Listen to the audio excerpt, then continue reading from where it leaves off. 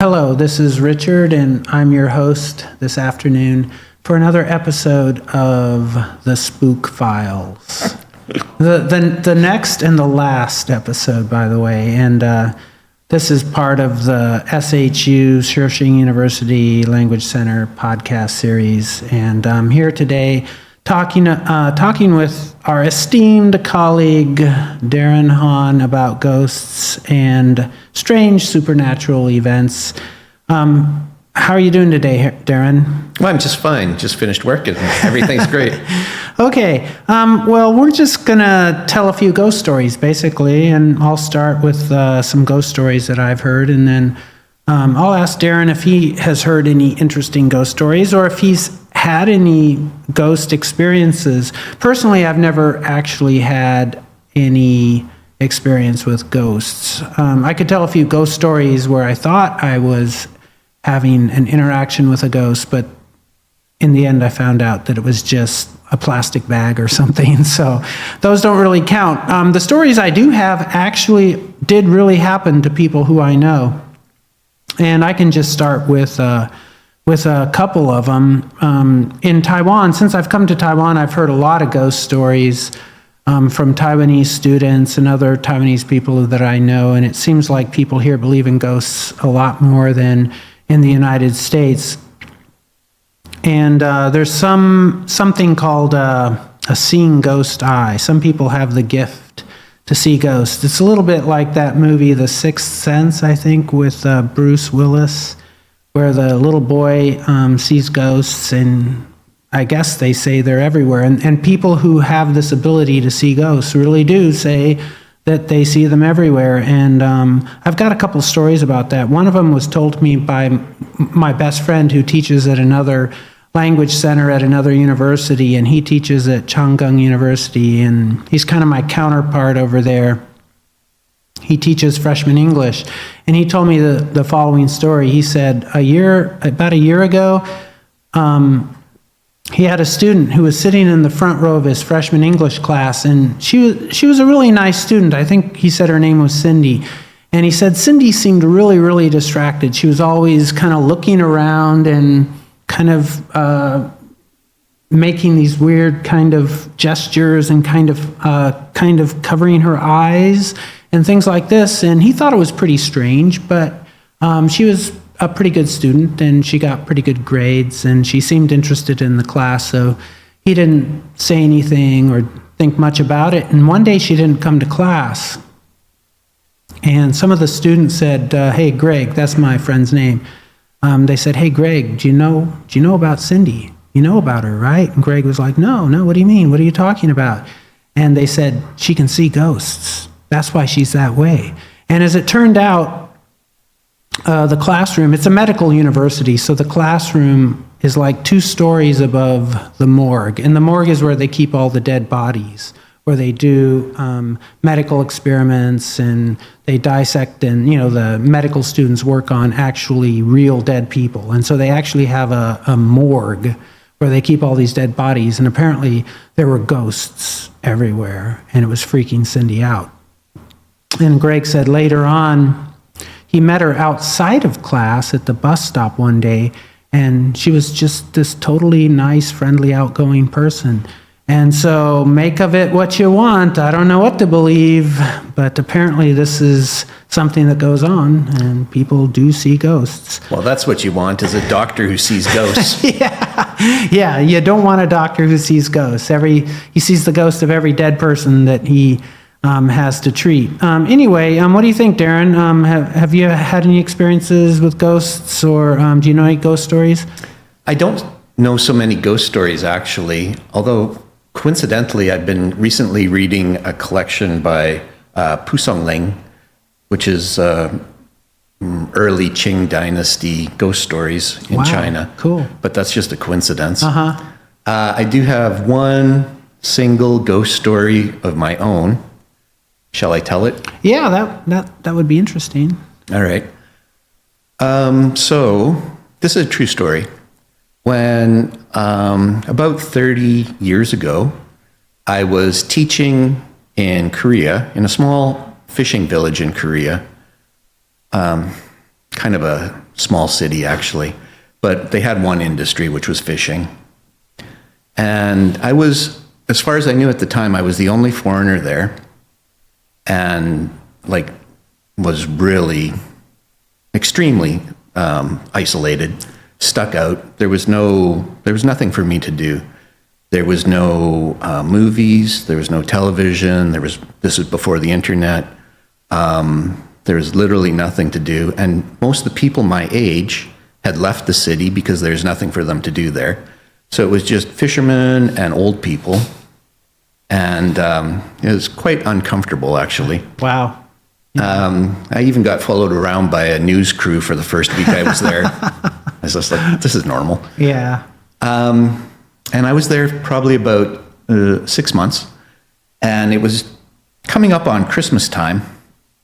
And I had been alone for a long time and fairly unhappy for a long time. And in the week before Christmas, I started waking up in the middle of the night, and in my room, in the doorway of my room, actually, I would see this girl. And wow. And I knew the girl, actually. Uh-huh. She was from my university days. Uh-huh.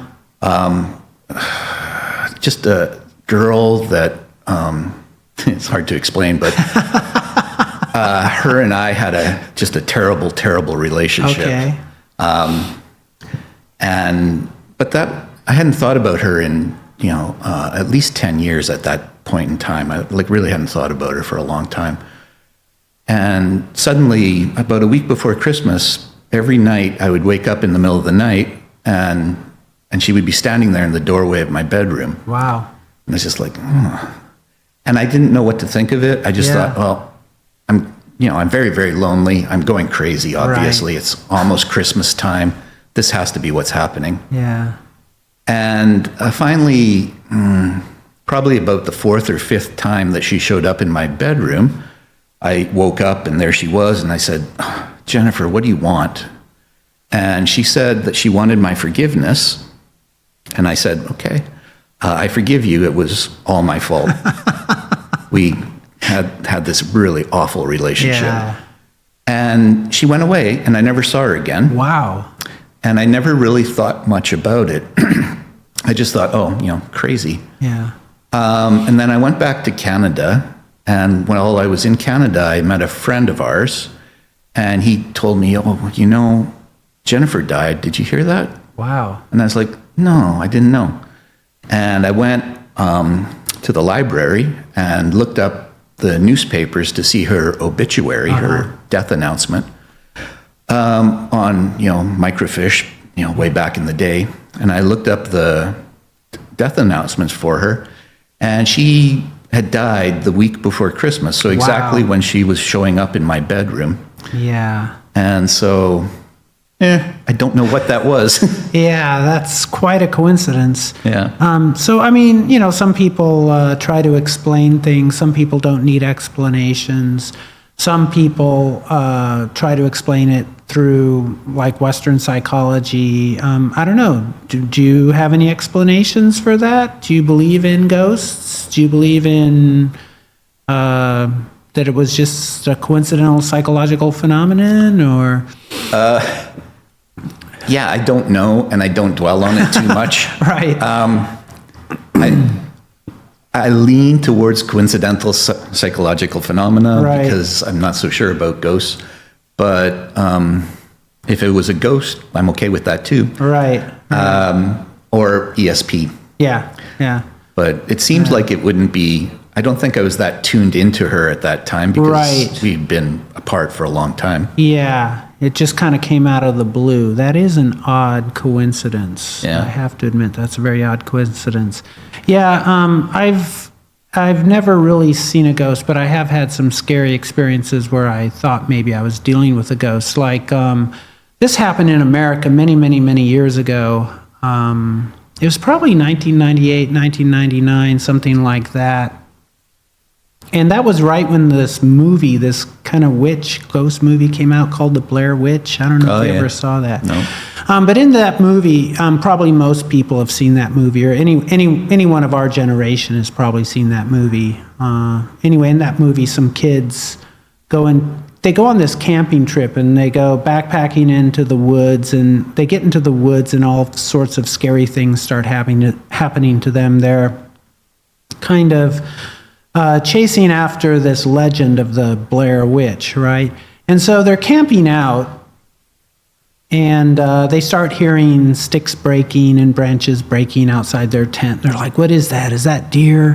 What's going on? And, in the end, it turns out to be some horrible supernatural creature that's picking them off one by one.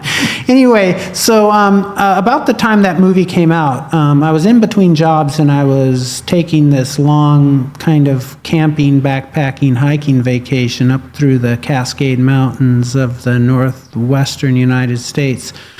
And I had this friend in Portland, Oregon. And so I dropped in on him and visited him, and we went to see the movie The Blair Witch. And of course, after I saw that movie, which I thought was pretty scary at the time, I thought it was a pretty good movie. I liked it. After seeing that movie with him, I decided to go camping by myself. And I knew that was a bad idea. I knew it was a bad idea, but I did it. And, I drove up into, I think it's the Mount Adams wilderness area. And I was driving up these dirt logging roads by myself, and I get way up there in the forest. Nobody's around, and I find this place to camp. So I'm car camping, right? And I know, at night, a lot of animals come out at night. They're nocturnal. So it's not unusual to hear footsteps in the night when you're camping out by yourself. It's not unusual to hear small branches and twigs snapping as animals walk around. And so I know what's coming. I know what to expect. But I've just seen this movie, right? So I go to bed, and sure enough, of course, I start hearing branches. I start hearing footsteps and twigs breaking, and it's probably just deer walking around. But then at one point, I start hearing really big branches, like really big cracking, smashing sounds. And I'm like, what the heck is that? I mean, if it's not the Blair Witch, it must be something big. And the only thing I could think of was bear, right? So I just couldn't take it anymore. So I got up out of my tent, and I got into my car, and I locked the doors, and I had the keys in the ignition, and I had my knife, which isn't going to help me much, but I felt a little safer, and I just sat there all night. And if I had seen some woman walk out of the darkness, I would have literally peed my pants. But fortunately, that never happened. Fortunately, I sat there in my car until daybreak, and after the sun came up, everything seemed normal again, and I just had to figure out what the heck was that. And so I walked across the road into the woods, and I saw a bunch of cow poop, and it was a herd of cattle came walking through, and they were the Blair Witch. And so all my ghost stories, they all end with some rational, logical explanation. But that's not always true. I don't know, Darren. Do you have any ghost movies, or do you like horror movies? No, I hate them actually. Really? When I was really, really young, like I don't know, 4 or 5 or something like that, my father took me to see The Wizard of Oz, and it scared the crap out of me. And I hid under the chair of the aisle in front of me for the whole movie. And I had nightmares for I don't know how long. It seemed like a very, very long time. But of course, you're a kid. Everything seems like a long time. Yeah. But I had endless nightmares. And then ever since then, I just can't deal with horror movies. So it was The Wicked Witch of the West that scared the crap out of you? Must have been, yeah. Okay. All right. So that's it. So you don't have any favorite horror movies or anything like that? No. Anything that's funny, I love. And anything that scares me, I hate. That's interesting. And you kind of trace that all back to that childhood memory. Okay. Yeah. That's interesting. Wow. I've got a couple other strange experiences. Actually, I have many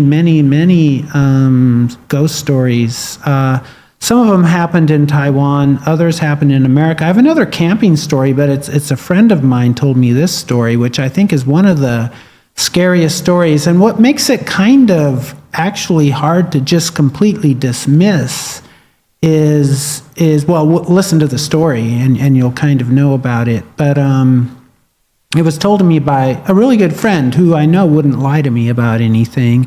And it was also told to me by a friend who was a very logical, rational person who believed in science. He didn't believe in God. He was a complete atheist. He didn't believe in a spirit world. He thought it was a bunch of hogwash.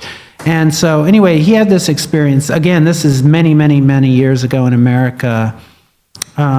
He was camping out. Before I met him, he told me this story after I met him. So this is probably, I'm guessing, 1992, 1991. He had just finished graduate school and he was looking for a job. And in the meantime, he was just driving around the western United States camping out. And he was in the San Francisco Peaks north of Flagstaff, Arizona in America. And again, it was just him and his dog. And he started driving up into the national forest looking for a place to camp, and there was nobody around. And so finally he finds a place to camp. And it was a really, it was a full moon. He said it was, or near full moon. It was probably about the time of Halloween, coincidentally. It was kind of late October. And he finds this place to camp, and everything seems kind of normal. And so he sets up his tent and everything. And he and his dog, he had this yellow lab named Roswell. Yeah, after the Roswell incident. Anyway, so he had this yellow lab named Roswell, and he sets up the tent. And, after dinner and everything, he goes to bed. And he said it was a full moon, and he could see the full moon shining, through the fabric of his tent. And he and his dog got into the tent, and he fell asleep. And he says right in the middle of the night, out of nowhere, he sits up suddenly, not even by his own power, but he just suddenly sits up in bed, and his heart is racing, and he's terrified, and he doesn't know why. And he sees this dark shadow outside of his tent. And at first he thinks it's probably some type of an animal, right? But then he realizes that the moonlight is coming from over here. So the source of light is over here. So if something is casting a shadow on his tent, it should be from that direction, right? But he said the shadow was actually coming from the opposite direction, which he thought was really strange. And then it even gets stranger, because the shadow actually starts to enclose on him, and it comes right through the wall of his tent, and he feels this shadow coming in, and it gets even weirder because his dog also knew something was there. That's the part which is really hard to explain. He says his dog starts growling, and finally his dog freaks out and rips a hole through the mosquito netting of the tent and runs away into the night going, into the distance. And he's sitting there just terrified. And he just sits there, and he says finally the shadow just kind of left and went away.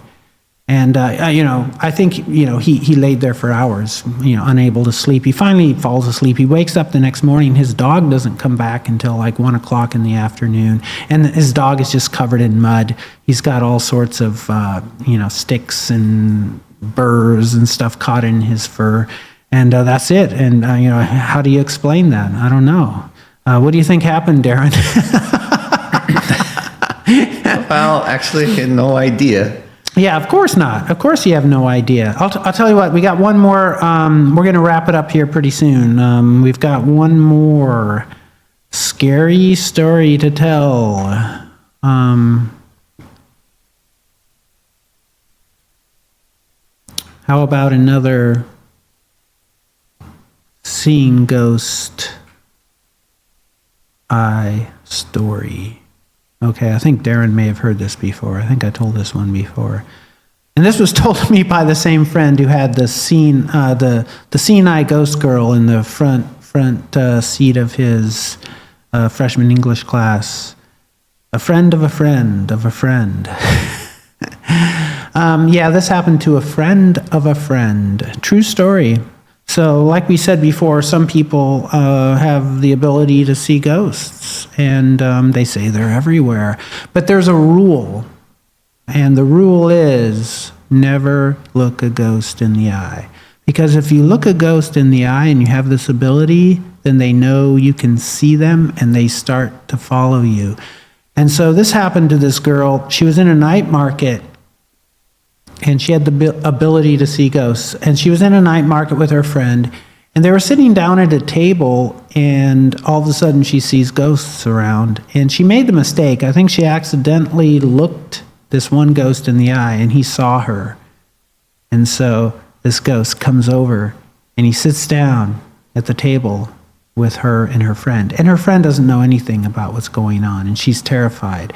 And so she says, listen, I've something came up. I have to go right now. So she gets up and she starts walking away, and as she's walking away, she keeps looking behind her, and this ghost is like following her. This is really, really creepy ghost is like following her.